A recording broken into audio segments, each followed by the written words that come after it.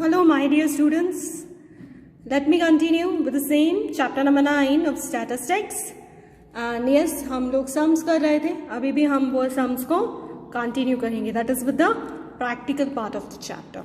Now over here our very first question is if the second term of a GP is 4, यहाँ पे हमें second term already दिया हुआ है, that is T2 is 4, then find the product of the first 3 terms of GP. हमें पहले 3 terms का product find out करना है.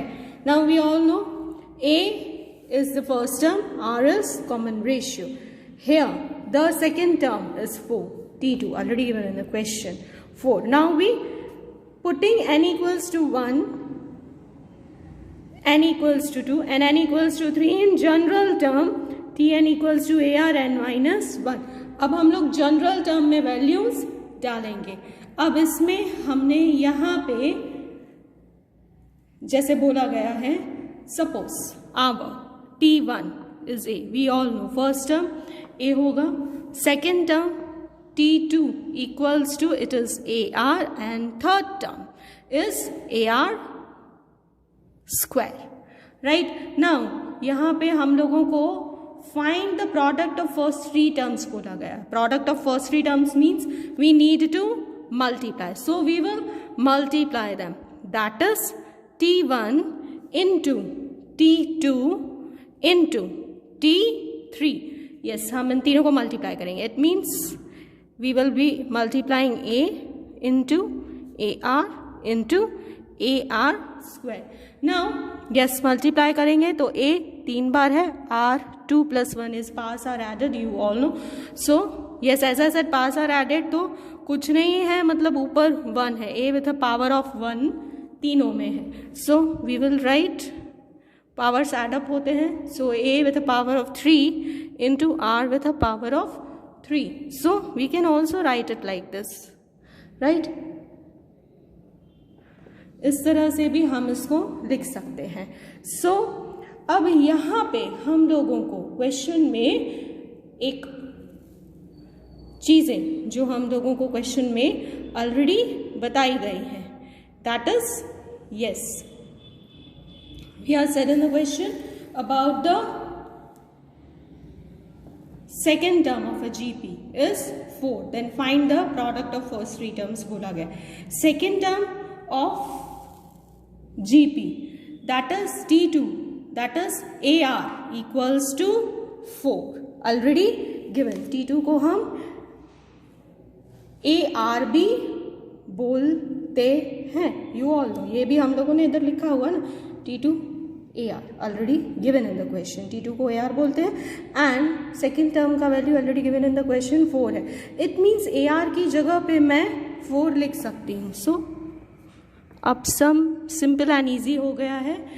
So it is yes 4 with a power of 3, 64 is the answer. Yes, last line compulsory to write, you all know. Hence the product of first 3 terms of a GP is 64. ये सब में लिखना आप लोगों को compulsory रहेगा. सो आज मैं होमवर्क अभी से ही बता रही हूँ. Example number 7 and example number 9 ये दोनों आपके होमवर्क रहेंगे.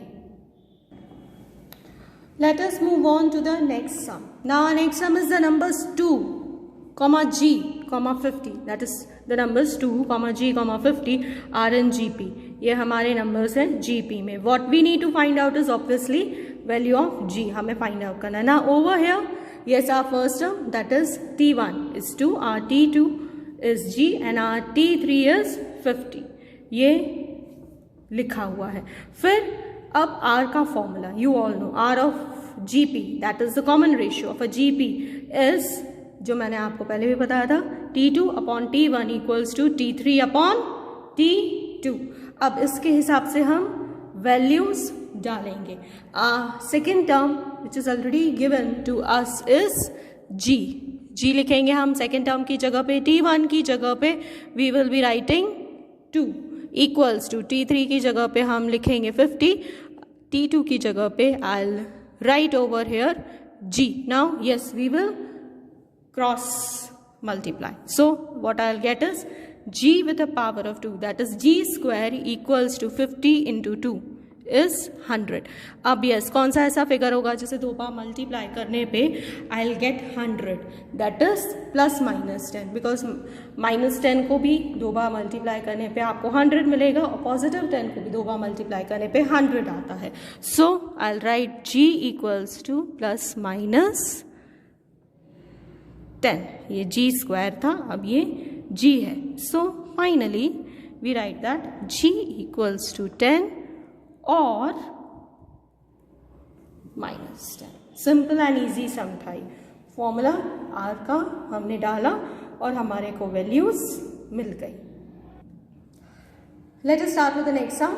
For the numbers a, b, c, d, if b upon a equals to c upon b equals to d upon c, show that the numbers a, b, c, d are in GP. Yes, यहाँ पे हम लोगों को show करना है that the numbers a, b, c, d are in GP. Now how do we do it? Now what is given in the question? a, b, c, d 4 numbers दिए हुए हैं और ये वाला हम लोगों को चीज़ क्वेश्चन में दी हुई है. Now suppose b upon a equals to c upon b, ये हमारा r का फॉर्मूला, हाँ अगर आप लोगों को याद हो तो, equals to d upon c actually होना चाहिए is equivalent to r, where r is a non-zero constant. r क्या है हमारा यहाँ पे? non-zero constant है.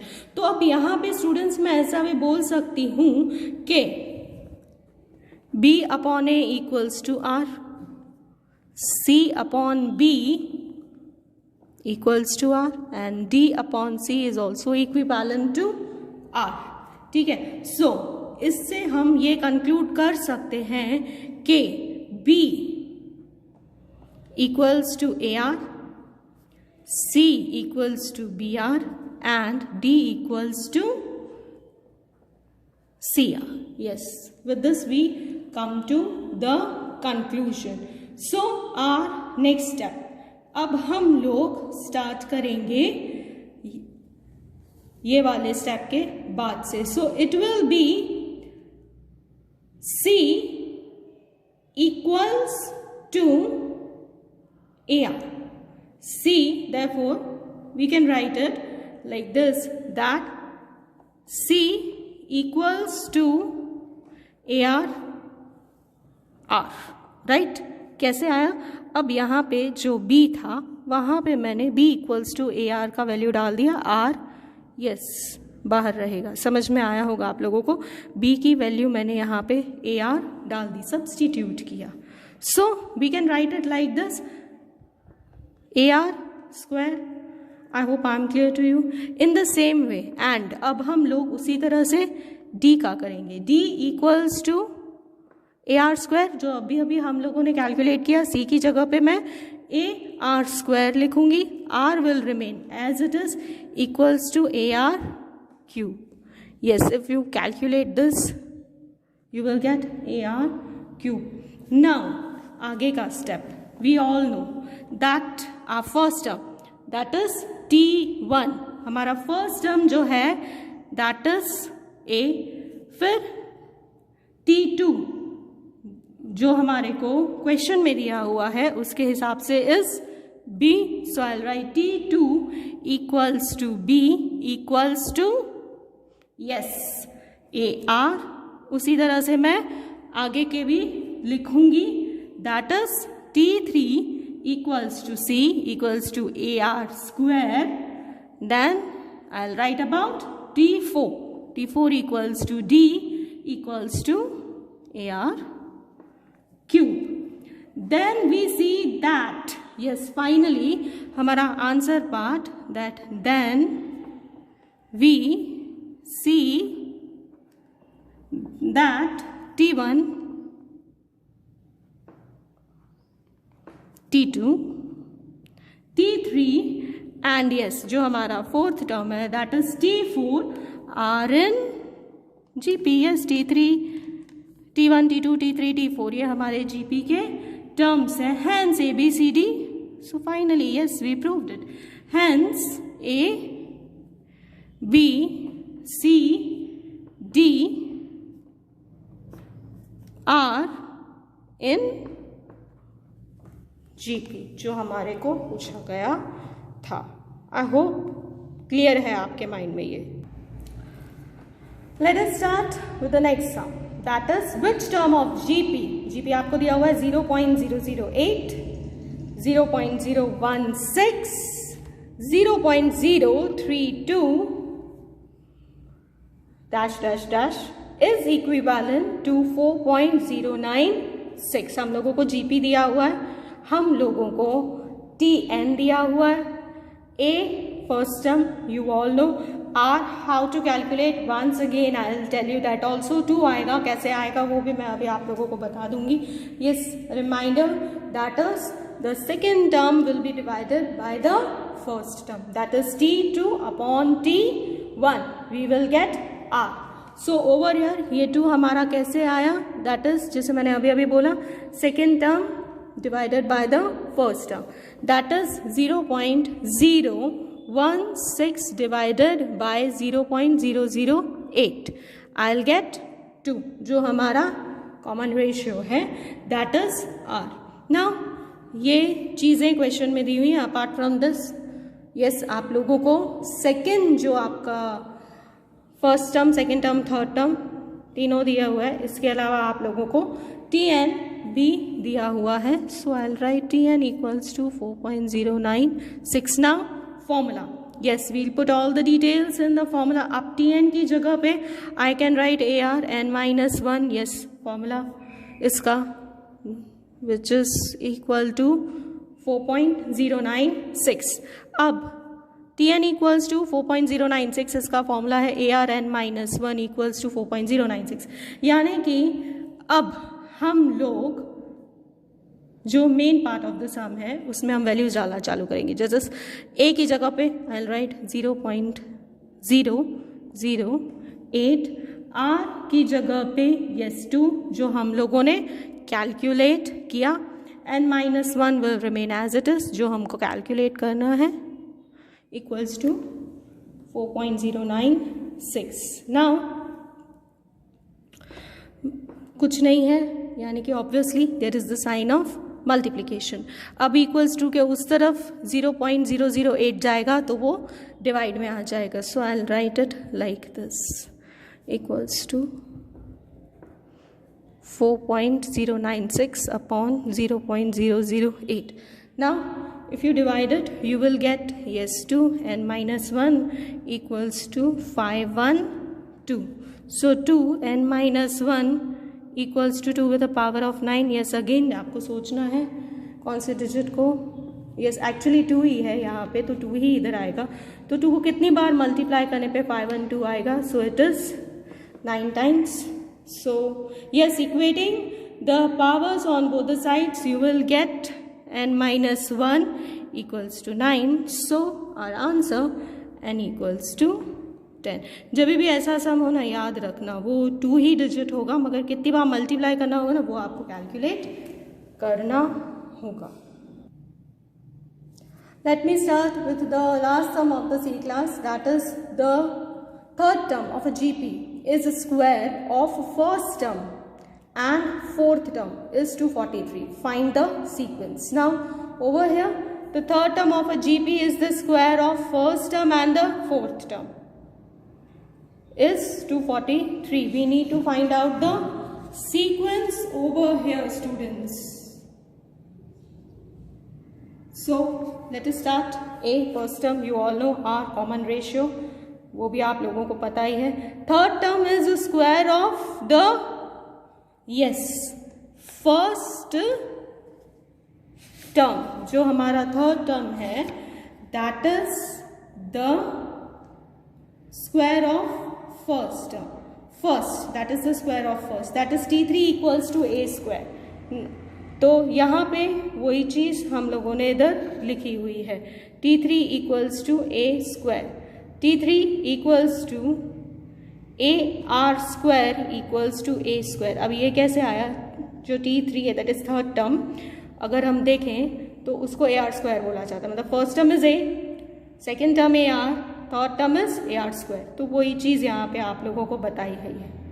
सो फाइनली अगर हम इसको कैलकुलेट करेंगे तो we'll get that is AR² equals to A² को हम कैलकुलेट करेंगे तो we get R² equals to A। यहाँ तक बहुत चीज़ें सिंपल थी। Now also the fourth term is 243। Fourth term given in the question 243 है हमारा।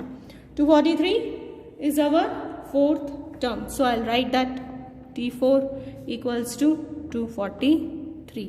अब जो T4 है, T4 को हम लोग AR³ भी लिख सकते हैं। यस, वो भी आप लोगों को मालूम ही है, पिछले वाले सम्स में हम लोगों ने ये सब किया हुआ है। Equals to 243। Now let me start with the calculations. सो इसको हम लोग आगे R² into R³ equals to 243. We can write it like this: R² into R³ equals to 243. Why? Because R² is equivalent to A. R² is equivalent to A. ये हम लोगों को, जो हम लोगों ने कैलकुलेट किया था। Now आगे के कैलकुलेशंस बहुत ही simple. R with a power of 5 equals to 243. Now yes, we need to think about the digit जिसे 5 बार मल्टीप्लाई करने पे 243 आएगा। Yes, what you get is 3. If you multiply 3 5 times, you will get 243. So R5, R with a power of 5 equals to 3 with a power of 5. So R is equivalent to 3. Now अब यहाँ पे जो हम लोगों को इन्होंने question में पूछा है सीक्वेंस कैसे कैलकुलेट करेंगे हम। यहाँ पे अब हम लोगों को वापस से हम यहाँ पे जाएंगे। R² is equivalent to A। अब हमको R यहाँ पे मिल गया है, तो अब हम A फाइंड आउट करने के लिए इसको स्क्वायर अप करेंगे। That is 3 we will multiply by 3 obviously, so we will be getting 9. Yes, simple हो गया सम। तो अभी पूरा हमारा स्क्वायर अप करेंगे जो इधर दिया हुआ है। It means A equals to 3 with a power of 2, so A is 9। अब हमारे को हमारा फर्स्ट टर्म मिल गया है, तो उसके हिसाब से हम लोग आगे का सीक्वेंस भी कैलकुलेट कर सकते हैं। R भी है, फर्स्ट टर्म भी है, so we can easily calculate the sequence. So A is 9, R is 3. So A is 9, R is 3. So the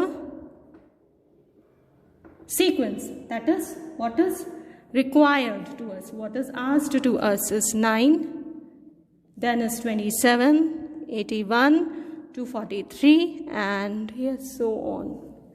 students, I hope I am clear to you. अब इससे related जो भी sums आपके text books में exercise में दिए हुए हैं वो आपका होमवर्क रहेगा। So I am done with this e class also. Will continue the same chapter in my next e class. Thank you.